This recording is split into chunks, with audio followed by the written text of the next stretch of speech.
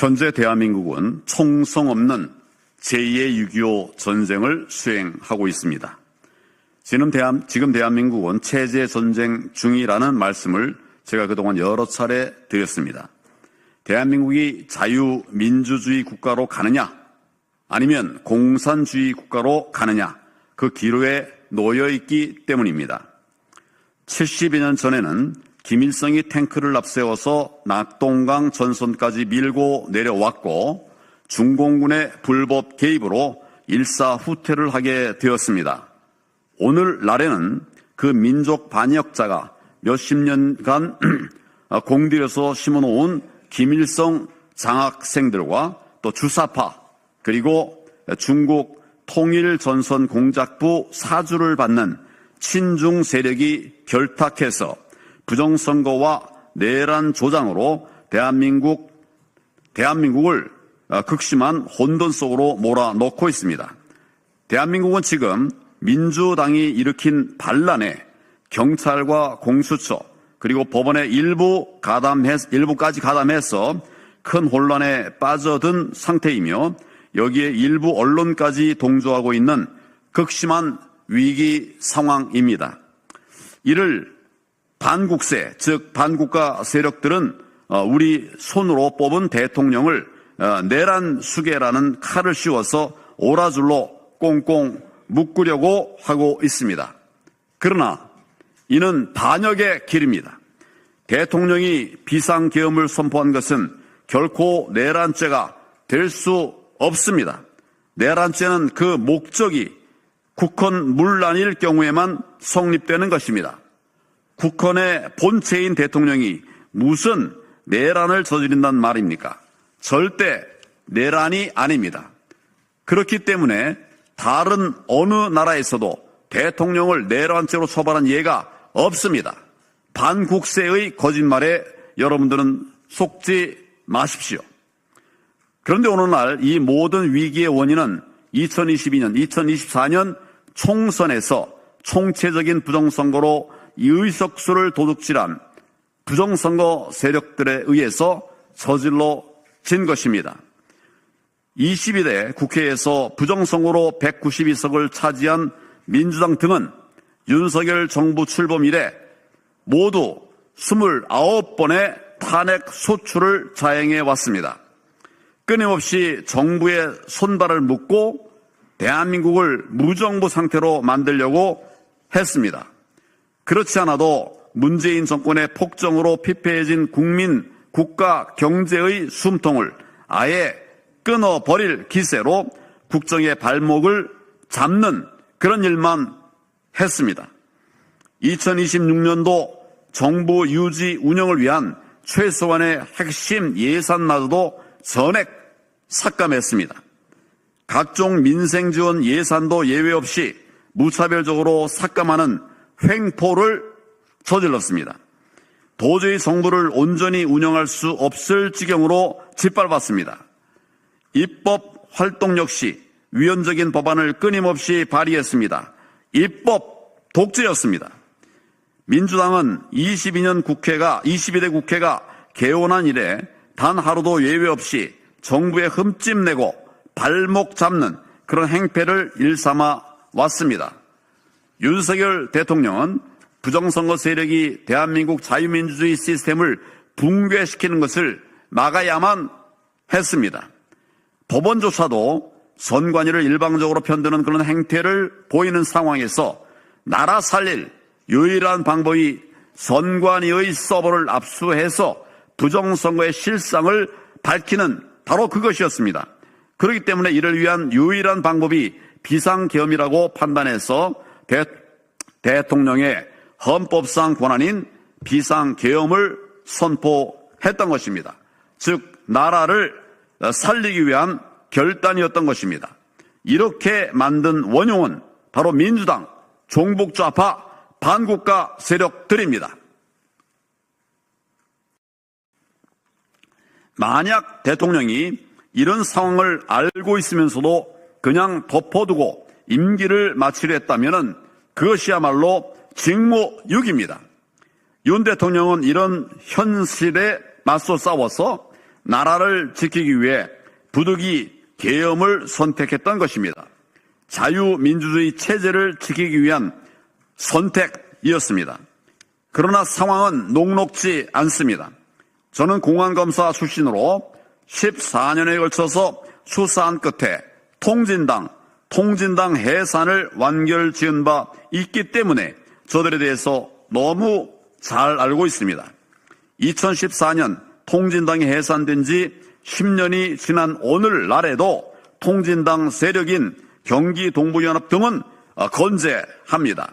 이들은 한낱 자범 전과자 출신 이재명을 성남시장, 경기도지사, 급기야는 대선 주자로 내보낼 정도입니다. 나아가서 국회의원 거대 야당의 대표로까지 당선시키는데 결정적으로 기여를 했습니다. 현재 이재명 대표는 12개 혐의로 5개 재판에 직면해 있습니다. 그는 어떻게 해서든 감방에 가지 않겠다고 하는 일념으로 몸부림치고 있고, 또 민주당과 통진당 잔존 세력은 민노총, 언론노련, 전교조 등을 동원해서 대국민 선전선동에 적극 나서고 있습니다. 여기에 중국인들까지도 뻔뻔스럽게 가세하고 있습니다. 지금 민주당은 대통령의 계엄에 발작하고 있습니다. 자신들의 부정선거 전모가 밝혀질까 두려워서 떨고 있는 것입니다. 왜냐하면 부정선거 수사는 6.25 전쟁에서의 인천 상륙작전과도 같은 엄청난 파급 효과를 가져올 것이기 때문입니다. 부정선거 수사는 게임 체인저이기 때문입니다.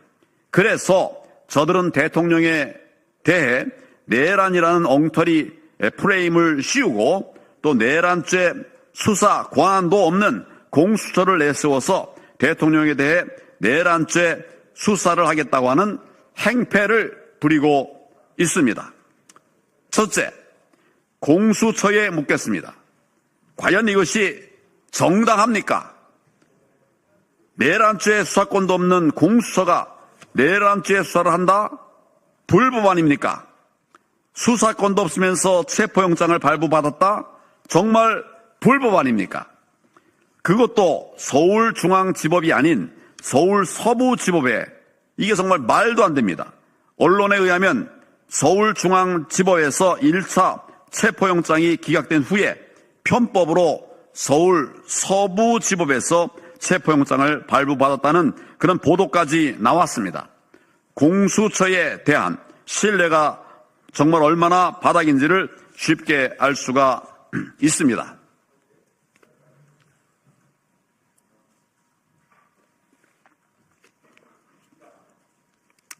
둘째, 불법 체포영장을 발부한 서울 서부지법에 묻겠습니다. 수사권도 없는 기관에 체포영장을 발부해줬다? 이거 불법 아닙니까? 게다가 담당 판사는 형사소송법 제110조, 111조를 적용하지 않는다면서 삼권 분립 원칙을 어겨가면서 체포영장을 발부해줬습니다. 이거 정말 불법 아닙니까? 위헌 아닙니까? 결국 마음이 급한 이재명 대표의 닥달로 인해서 내란죄 수사 권한도 없는 공수처가 나서서 대통령 체포영장을 우리법연구회, 또 국제인권법연구회 회원들끼리 신청하고 발부해주는 그런 불법을 저지른 것 아닙니까? 셋째, 경찰에 당부합니다. 범죄자 이재명 대표가 감방에 가지 않으려고 별별 짓을 다 하고, 또 공수처가 날뛴다고 하더라도 경찰마저 체포조로 나설 가세해서는 안 됩니다. 내란죄 수사권은 경찰에 있고, 또 경찰이 발부받은 체포영장도 아닌데 경찰이 공수처 하수인 노릇을 할 하등의 이유가 없기 때문입니다. 게다가 민주당 이상식 의원은 자신의 당과 경찰 국가수사본부 간의 메신저 역할을 했노라고 자랑스럽게 공개했습니다. 그러니 국민들은 민주당이 경찰 위에서 지시를 내리고 있다고 볼 수밖에 없는 그런 상황입니다. 민주당이 불법 수사 개입을 자인한 꼴 아닙니까? 더더구나 어제 법원의 행정수장인 법원행정처장은 형사소송법 제110조를 근거로 군사기밀이 요구되는 장소에서 책임자의 허가 없이 영장을 집행하는 것은 적법하지 않을 수 있다. 대통령 경호처의 영장 집행 불응이 법적으로 정당할 수 있다. 이렇게 밝혔습니다. 따라서 지금 경찰은 경거망동해서는 안 됩니다. 경찰은 민중의 지팡이 아닙니까? 민중이 힘들 때 버팀목이 되어주고 또 민중을 앞장서서 이끌고 도와줄 때에라야 진정한 민중의 지팡이로 국민에게 다가서게 될 것입니다. 우리 국민들은 경찰 수뇌부 일부가 정치권에 줄을 대고 한쪽 편에서는 부패한 정치 투캅스로 초신하는 그런 모습을 결코 원하지 않습니다. 경찰 여러분들의 현명한 판단을 기대합니다. 넷째, 헌법재판소의 행태에 대해서도 지적하지 않을 수 없습니다. 이미선 헌법재판관 이미선은 대통령 측과 상의도 없이 일방적으로 변론 기일을 정해서 통보해버렸습니다. 헌재에서는 탄핵 사유의 가장 중요한 항목인 내란죄에 대해서도 국회 측의 내란죄 항목을 뺄 것을 권유했다고 합니다. 입증이 어렵고 수많은 증인을 출석시켜야 하는 등 재판 기일이 늦어질 염려가 있다는 정말 말도 안 되는 그런 이유 때문이었습니다. 그러나 국가의 명운이 걸린 중차대한 사안에 대해서는 무엇보다도 충분한 검토를 거쳐 신중하게 판단할 필요가 있지 않습니까? 그런데 헌법재판소는 무리한 재판을 하려 들고 있습니다. 이는 이재명의 2심 선고에 앞서서 판결을 내리기 위한 얄팍한 수에 불과합니다. 또한 강정원 헌법재판소 사무처장은 1월 9일 국회에 출석해서 계엄, 포고령 각 항목이 현행 헌법에 부합하지 않는다고 답변을 했습니다. 헌법재판소 사무처장입니다. 아직 헌법재판소 재판관들의 심리가 시작되지도 않았는데 어떻게 그리고 왜 사무처장이 자기 멋대로 결론을 내린단 말입니까? 이로 인해 헌법재판소의 공정성이 심각하게 훼손되었습니다.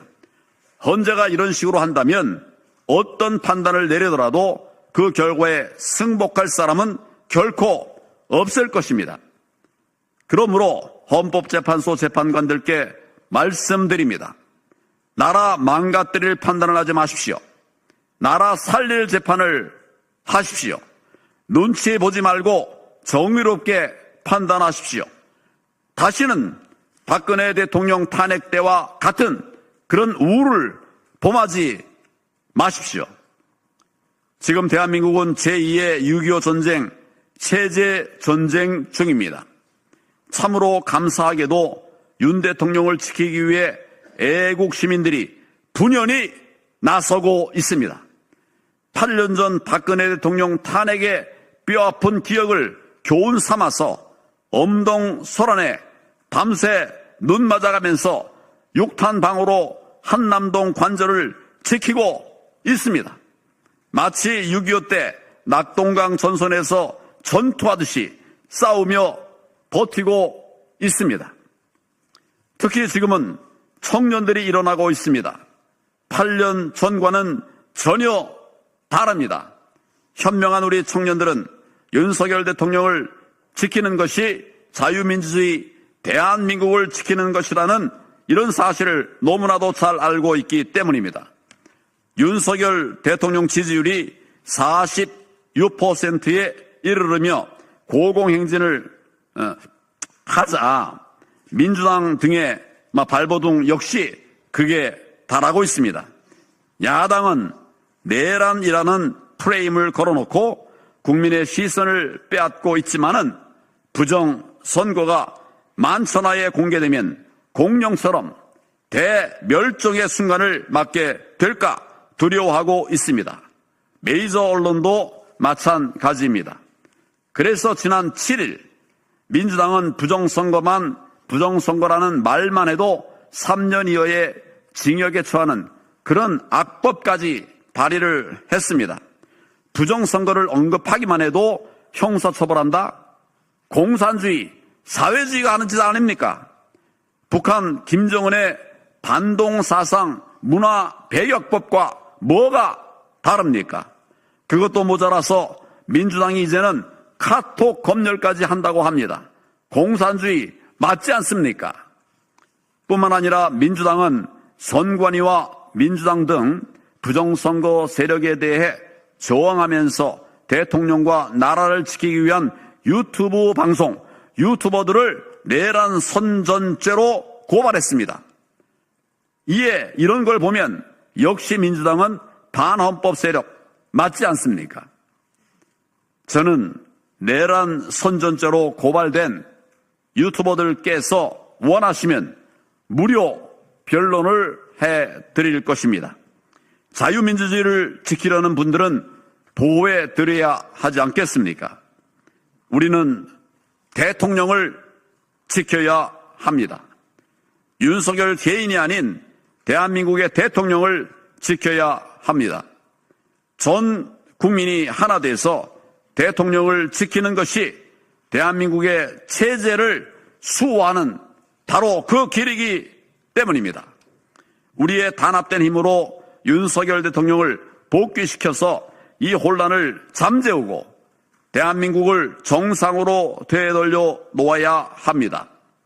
온전한 자유민주주의 대한민국, 초인류 정상국가, 바로 그런 것을 우리의 자녀, 우리의 후손에게 물려줄 책임이 바로 우리에게 있습니다. 국민 여러분, 대통령을 지키는 것이 대한민국을 지키는 길입니다. 자유애국 시민 여러분, 끝까지 함께 합시다. 우리는 반드시 승리할 것입니다. 감사합니다. 국민 여러분, 현재 대한민국은 총성 없는 제2의 6.25 전쟁을 수행하고 있습니다. 지금 대한민국은 체제 전쟁 중이라는 말씀을 제가 그동안 여러 차례 드렸습니다. 대한민국이 자유민주주의 국가로 가느냐 아니면 공산주의 국가로 가느냐 그 기로에 놓여 있기 때문입니다. 70여 년 전에는 김일성이 탱크를 앞세워서 낙동강 전선까지 밀고 내려왔고 중공군의 불법 개입으로 일사후퇴를 하게 되었습니다.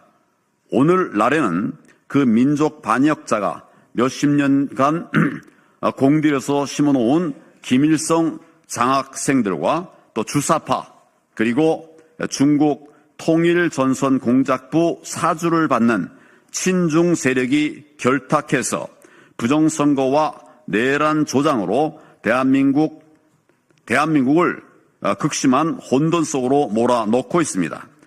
대한민국은 지금 민주당이 일으킨 반란에 경찰과 공수처 그리고 법원의 일부까지 가담해서 큰 혼란에 빠져든 상태이며 여기에 일부 언론까지 동조하고 있는 극심한 위기 상황입니다. 이를 반국세, 즉 반국가 세력들은 우리 손으로 뽑은 대통령을 내란 수계라는 칼을 씌워서 오라줄로 꽁꽁 묶으려고 하고 있습니다. 그러나 이는 반역의 길입니다. 대통령이 비상계엄을 선포한 것은 결코 내란죄가 될 수 없습니다. 내란죄는 그 목적이 국헌 문란일 경우에만 성립되는 것입니다. 국헌의 본체인 대통령이 무슨 내란을 저지른단 말입니까? 절대 내란이 아닙니다. 그렇기 때문에 다른 어느 나라에서도 대통령을 내란죄로 처벌한 예가 없습니다. 반국세의 거짓말에 여러분들은 속지 마십시오. 그런데 오늘날 이 모든 위기의 원인은 2022년, 2024년 총선에서 총체적인 부정선거로 의석수를 도둑질한 부정선거 세력들에 의해서 저질러진 것입니다. 22대 국회에서 부정선거로 192석을 차지한 민주당 등은 윤석열 정부 출범 이래 모두 29번의 탄핵 소추를 자행해 왔습니다. 끊임없이 정부의 손발을 묶고 대한민국을 무정부 상태로 만들려고 했습니다. 그렇지 않아도 문재인 정권의 폭정으로 피폐해진 국민, 국가, 경제의 숨통을 아예 끊어버릴 기세로 국정의 발목을 잡는 그런 일만 했습니다. 2026년도 정부 유지 운영을 위한 최소한의 핵심 예산마저도 전액 삭감했습니다. 각종 민생 지원 예산도 예외 없이 무차별적으로 삭감하는 횡포를 저질렀습니다. 도저히 정부를 온전히 운영할 수 없을 지경으로 짓밟았습니다. 입법 활동 역시 위헌적인 법안을 끊임없이 발의했습니다. 입법 독재였습니다. 민주당은 22대 국회가 개원한 이래 단 하루도 예외 없이 정부에 흠집 내고 발목 잡는 그런 행패를 일삼아 왔습니다. 윤석열 대통령은 부정선거 세력이 대한민국 자유민주주의 시스템을 붕괴시키는 것을 막아야만 했습니다. 법원조차도 선관위를 일방적으로 편드는 그런 행태를 보이는 상황에서 나라 살릴 유일한 방법이 선관위의 서버를 압수해서 부정선거의 실상을 밝히는 바로 그것이었습니다. 그렇기 때문에 이를 위한 유일한 방법이 비상계엄이라고 판단해서 대통령의 헌법상 권한인 비상계엄을 선포했던 것입니다. 즉 나라를 살리기 위한 결단이었던 것입니다. 이렇게 만든 원흉은 바로 민주당, 종북좌파, 반국가 세력들입니다. 만약 대통령이 이런 상황을 알고 있으면서도 그냥 덮어두고 임기를 마치려 했다면 그것이야말로 직무유기입니다. 윤 대통령은 이런 현실에 맞서 싸워서 나라를 지키기 위해 부득이 계엄을 선택했던 것입니다. 자유민주주의 체제를 지키기 위한 선택이었습니다. 그러나 상황은 녹록지 않습니다. 저는 공안검사 출신으로 14년에 걸쳐서 수사한 끝에 통진당 해산을 완결지은 바 있기 때문에 저들에 대해서 너무 잘 알고 있습니다. 2014년 통진당이 해산된 지 10년이 지난 오늘날에도 통진당 세력인 경기동부연합 등은 건재합니다. 이들은 한낱 자범 전과자 출신 이재명을 성남시장, 경기도지사, 급기야는 대선 주자로 내보낼 정도입니다. 나아가서 국회의원 거대 야당의 대표로까지 당선시키는데 결정적으로 기여를 했습니다. 현재 이재명 대표는 12개 혐의로 5개 재판에 직면해 있습니다. 그는 어떻게 해서든 감방에 가지 않겠다고 하는 일념으로 몸부림치고 있고 또 민주당과 통진당 잔존 세력은 민노총, 언론노련, 전교조 등을 동원해서 대국민 선전선동에 적극 나서고 있습니다. 여기에 중국인들까지도 뻔뻔스럽게 가세하고 있습니다. 지금 민주당은 대통령의 계엄에 발작하고 있습니다. 자신들의 부정선거 전모가 밝혀질까 두려워서 떨고 있는 것입니다. 왜냐하면 부정선거 수사는 6.25 전쟁에서의 인천 상륙작전과도 같은 엄청난 파급 효과를 가져올 것이기 때문입니다. 부정선거 수사는 게임 체인저이기 때문입니다. 그래서 저들은 대통령에 대해 내란이라는 엉터리 프레임을 씌우고 또 내란죄 수사 권한도 없는 공수처를 내세워서 대통령에 대해 내란죄 수사를 하겠다고 하는 행패를 부리고 있습니다. 첫째, 공수처에 묻겠습니다. 과연 이것이 정당합니까? 내란죄 수사권도 없는 공수처가 내란죄 수사를 한다? 불법 아닙니까?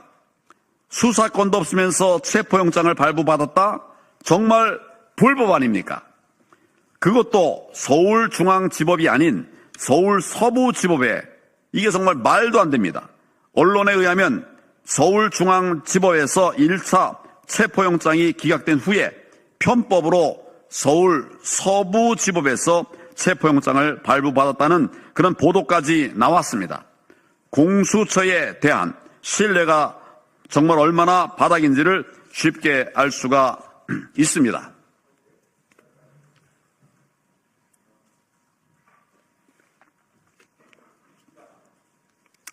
둘째, 불법 체포영장을 발부한 서울 서부지법에 묻겠습니다. 수사권도 없는 기관에 체포영장을 발부해줬다? 이거 불법 아닙니까? 게다가 담당 판사는 형사소송법 제110조, 111조를 적용하지 않는다면서 삼권분립 원칙을 어겨가면서 체포영장을 발부해줬습니다. 이거 정말 불법 아닙니까? 위헌 아닙니까? 결국 마음이 급한 이재명 대표의 닥달로 인해서 내란죄 수사 권한도 없는 공수처가 나서서 대통령 체포영장을 우리법연구회 또 국제인권법연구회 회원들끼리 신청하고 발부해주는 그런 불법을 저지른 것 아닙니까? 셋째, 경찰에 당부합니다. 범죄자 이재명 대표가 감방에 가지 않으려고 별별 짓을 다 하고 또 공수처가 날뛴다고 하더라도 경찰마저 체포조로 나설 가세해서는 안 됩니다.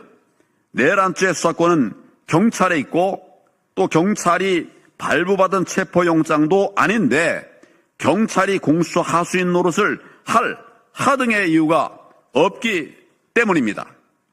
게다가 민주당 이상식 의원은 자신의 당과 경찰 국가수사본부 간의 메신저 역할을 했노라고 자랑스럽게 공개했습니다. 그러니 국민들은 민주당이 경찰 위에서 지시를 내리고 있다고 볼 수밖에 없는 그런 상황입니다. 민주당이 불법 수사 개입을 자인한 꼴 아닙니까?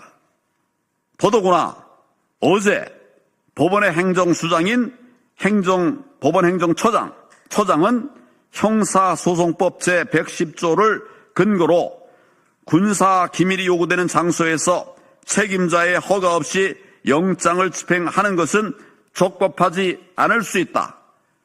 대통령 경호처의 영장 집행 불응이 법적으로 정당할 수 있다. 이렇게 밝혔습니다. 따라서 지금 경찰은 경거망동해서는 안 됩니다. 경찰은 민중의 지팡이 아닙니까?